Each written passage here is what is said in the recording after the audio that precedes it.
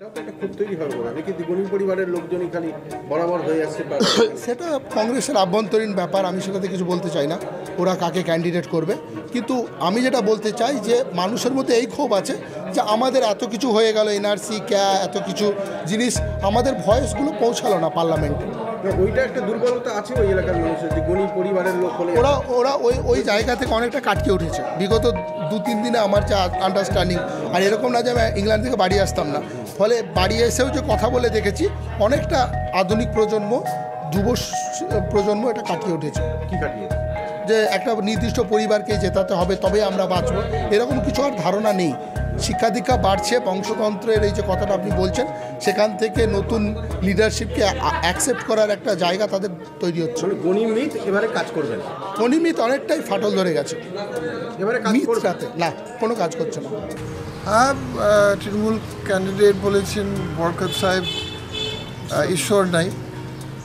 ঠিক আছে, উনি একটা মানুষ, কিন্তু উনি অনেক কিছু করেছেন মালদার মানুষের জন্য, বাংলার মানুষের জন্য, উন্নয়ন করেছেন, চাকরি দিয়েছেন।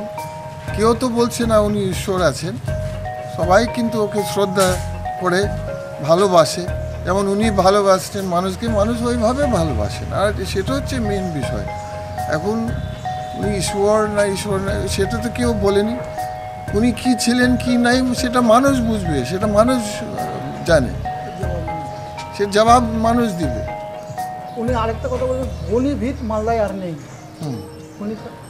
দেখো, আমি আবার বলছি যে বরকত সাহেবের কাজের জন্য, ভালোবাসার জন্য সব সময় আছে মানুষের মনে।